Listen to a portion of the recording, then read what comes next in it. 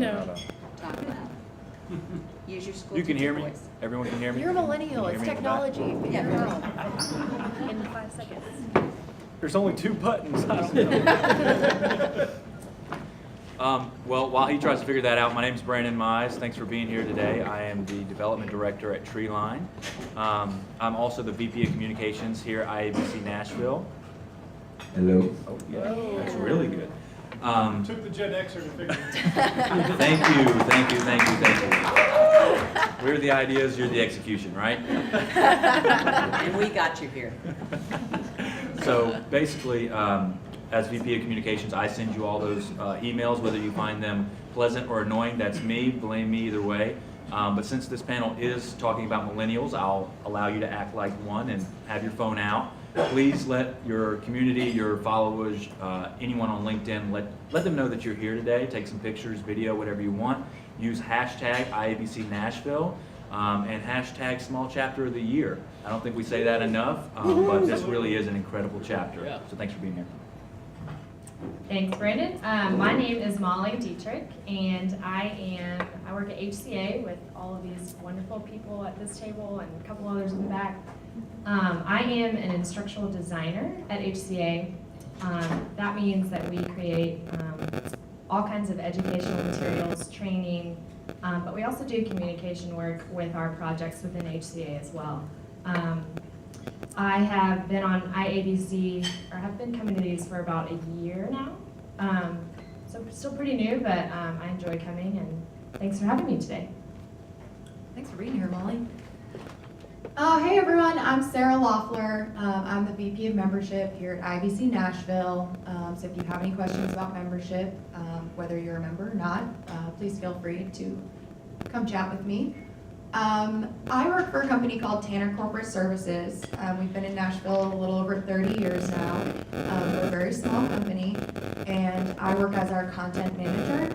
And we do knowledge management consulting, which is just so buzzwordy, but we really, we try to document your organization's intrinsic knowledge. So knowledge that your employees have about their role at your company or your business in general. We help you document that and put it somewhere for all of your employees to see and know. So ultimately, a lot of that ends up being online policy and procedure manuals, which just sounds so boring, so I don't ever start with that. But I manage a team of writers who all work mostly remotely, and we do content development and content strategy, and we do a lot of technology stuff. So I'm glad to be here. Hey, I'm, excuse me, I've got a big voice. My name is Ryan Stute. I am a partner at Astute Communications. Anna is my wife. She's fine. And we are hiring. Romance is not dead, folks. But we are hiring, and we're a full-service agency. I think there's 6 or 7 of us, and we're just chugging along in a great city to be doing what we're doing, and we're happy, and a great organization. Sarah is great. She signed me up. I had a coffee with her. I was referred here, and so if you're on the fence about joining, it's really cool, and I've enjoyed it. So yeah, that's me. And also I saw Jeff Peden sneak in, so I don't know if he needs to introduce himself or not. Oh, thanks. Alrighty, we're going to begin with Brandon. And Brandon, your question is, what are some techniques that can get content discovered online by millennials? Cats, no. So content has really been overcomplicated as of recent. First of all, it's subjective. What Susie likes, Jack hates. What Jack likes, Susie hates, and it just continues in a cycle. So if you have that one individual who is quote unquote the taste maker for content in your organization, they decide what flies and what dies, you're probably already behind the ball. Content is content regardless if you're trying to target millennials, Gen Xers, boomers, whoever down the ladder. Your content has to first entertain, and with that entertainment you must deliver value. So if that's not going towards building a larger massing value in the background, that content's probably best not being put out. That's kind of hard to say sometimes, but if you're constantly producing content that isn't like or share worthy according to your audience, and you're speaking at us and not with us, we're not going to stop and tune into your blog post or watch your videos. So if you've got to ask yourself, how do I get my content found? The first question internally is, what value am I leveraging with this content? And does that go to actually support the larger initiative of building value in the online relationship with your audience? So if you can find the value, ask yourself those questions. If you can't answer those questions, those two simple questions, stop what you're doing, back away slowly, come back tomorrow. But if you can and you feel confident with that, then it's as easy as selecting the channel that makes the most sense for deployment. Anybody else on that? Well, let me follow that. Oh, you're going to say something? Well, I got, one of my questions kind of ties into that. Same. Well, let me go to Molly. Okay, all right. All right, I'm just going to look at Molly, and I'm going to start with your first question because that ties into what Brandon has had to say. When he talks about value, on the other side, I'm asking you, do you have any suggestions for companies as to how to gain trust as a millennial in reading their content versus other companies? So once I get value, how am I getting trust? Yeah, so a lot of millennials will look towards companies or brands or services. Trust is a huge thing for us. So I think in my mind, I'm gonna look at something or read something or buy something that, like Brandon said, has a value, but that also I know is real and is unique. So a lot of the things that I look for, first of all, it's just simple. If I see something online or out, I like to shop. If I see something shopping while I'm shopping, I'm going for the most simple marketing plan that I can see. I look for also something that's really easy to understand. So I don't like anything that has just what I like to call fluff. So that's number one. Then I like to make sure that you guys are on social media somehow. And I know that's not important to some generations, but to our generation, that's huge. So that is instantly gaining my trust. That to me says that you have done your research and you know how to reach someone that's 25 versus someone that's 55 or, you know.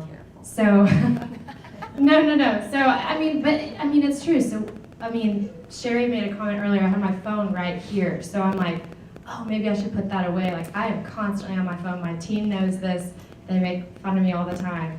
But like, if I see something on Instagram that is a company with a simple marketing campaign, I'm gonna like that or I'm gonna share that versus someone that's not on Instagram, Facebook, Twitter, anything like that. So that's huge to me. I recently, trying to bring this back to a personal experience, I recently purchased a home, and literally the first thing I did was look them up on social media, and they were not on there. I will not name them, but I'm like, you guys, like, do you not have a social media person? And they're like, no, we don't. I'm just like, oh my gosh. So anyway, so that's something that we look forward to. I also trust a company that isn't instantly trying to sell me something or, yeah, it's plain as that. I mean, if there's so many marketing companies out there now that for millennials, like the diets and the pills and all that stuff that's on Facebook right now, I mean, it's crazy overwhelming. I'm not gonna look at it. I'm not, unless it brings some kind of value to me, like you were saying. So those are the main things that I look for when trusting a company. All right, I'm gonna move down to Ryan. Okay. I'm going from value to trust.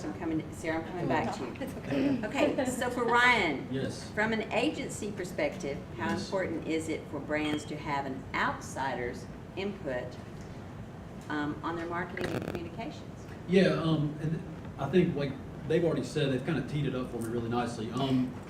One of the things that, I mean, getting a dialogue going with someone is, I mean, that's the name of the game. I can think of, and to kind of give you some really concrete examples of stuff we've done, and it doesn't have to be an agency necessarily. I think having either an outsider or even somebody inside who understands the value of that. And so when we've really been able to add value to companies, they typically sell across generations. So it's a product or a service that's needed both by the young and the old. And typically what I found where we fit in is a company will hire us, And so I can think of two social media examples. One is for a drug and alcohol center that's based in Brentwood that has about 20 facilities across the country. And one is actually a faith-based publication that's based here in Nashville. And so like for them, for example, we took over all their social media, and the one thing that was kind of obvious, and it's really hard when you're on the inside, and I think to that end, somebody could come into my agency and tell me what I'm doing wrong, because when you're inside of it, it's really hard to just see your own crap and see that the thing that I think is so important and I care so much about, they don't care about. And so for the publication company, they sell devotionals and books and things like that to churches and to individuals. And one of the first things we did was look, kind of do an audit and looking at like, hey, basically everything that you're posting is buy this book, buy this book, buy this book. And nobody's really engaging with that. And we saw a tremendous amount of success, and we're still, that's a retainer we still have, by basically starting and saying like, here's two things we can do automatically. Let's do a daily devotion. Let's just give something. And we'll design it to look really good. We'll post it across the different platforms that they're on. And just like instantly people were just super engaged. And then we started a book club. And then again, like that's a way to sell a book. We want to sell this book, but we want to give. And we're saying like, hey, look, let's go through this book together with our community. And on Facebook, it's huge. I mean, people are like just sharing, like, I love that, I love that. And before it was just this dry desert of their social media. Like just nobody cared because it's just push, push, push. Kind of like Molly said, is like, I don't want to be sold instantly. Some of my favorite brands, what they do, like I'm a reformed musician. So I love stuff about music, and I see these companies that do a great job of like, there's an amp company in California, and they make these great 5-7 minute videos, and it's just some dude setting his amp up in his studio, and it's like, I don't want to buy that. And it's, I'd rather watch that than Netflix, because it's engaging. So it's often hard to do that when you're the only person, kind of like Brandon was saying, like if it's just one guy or one lady, it can be tough. So having, even if it's an agency or just whoever, some customers to give you like, well, this is what I want. So that's my answer. Thank you. We're going to come to Sarah now. Sarah, building on this. Yes. What are some of our challenges as communicators, all of us, to engage the millennial generation? Sure. Before I answer that, I just kind of want to piggyback a little bit off of what Ryan was saying. At my company, we're often the outsiders. Yeah. We're not an agency, but we think of ourselves as almost an outsourced communications department. And a lot of times the companies that we work with either have one person on staff managing all of that or nobody. And it's just sort of happening if somebody wants, to take the initiative and get it done. And that's one of the biggest values we see that we bring is we bring a fresh perspective. We bring something new and we can see your stuff through a lens of an outsider. Mm-hmm. So I think that benefit is enormous for sure. As far as the challenges I see, I think exactly what Molly was saying, that like authenticity is so huge, and we don't want to know that you're selling to us. That to me is huge. If I feel like even a tiny bit, it's so obvious that you're trying to sell to me, I don't want to hear what you're saying. So that is sort of it. Getting around that, I think, is a huge challenge for all of us as we move forward. Certainly keeping up with the technologies is a huge challenge because, of course, they're coming out every day, but I think beyond that as well, knowing really the right technologies for your audience, or if it's a client for their audience, really knowing what's going to work for them, because a lot of times I see people that come in and they want to be everywhere, they want to be on every platform and they want to be doing everything they can possibly do, and it's like, well, if none of your clients are on Facebook, then you don't need to be on Facebook, even if every marketer is telling you should be on Facebook. Go wherever your clients or your prospects are going to be. Most of them are on Facebook. But so I think that is a challenge for us. And I think in general, as communicators, we are sort of already naturally in a position of putting ourselves in other people's shoes. And I think we're finding that we have better tools now to do that. We have analytics and we have stuff like that to really understand being in somebody else's shoes. But I also think that, it's one of those things where if you're not quite, if you're not really accommodating, it's kind of that accessibility thing that Molly was saying as well. It's, if you're not accommodating your audience and making it simple for them, it's just never going to work. So I think that we have these tools in place to understand it better, but we're really being called to hone what we've already sort of been doing for a long time. So I think those are our challenges.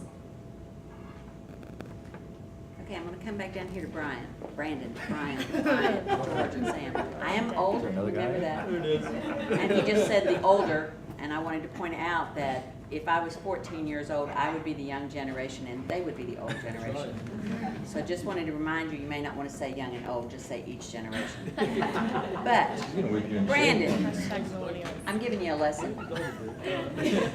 Once a teacher, always a teacher. Brandon, what is the greatest factor a brand or company, just piggybacking on what we're talking about here, brand or company should focus on when looking at establishing credibility among millennials? Wow, so this one is, it's deeply rooted, a truth within me, to my core, that I believe that a company's greatest asset at any capacity are its employees. So if you're gonna ask me what's gonna create the most credibility for me quickly with millennials, I'd say drill down on your internal communications, right? Everyone hates intranets, we know. Unique daily logins are down, they're gonna continue to decline. 1 million emails from up top, from the top. Middle managers are having trouble explaining, growth strategies and all the corporate functions to the people that are actually towing the line for the business.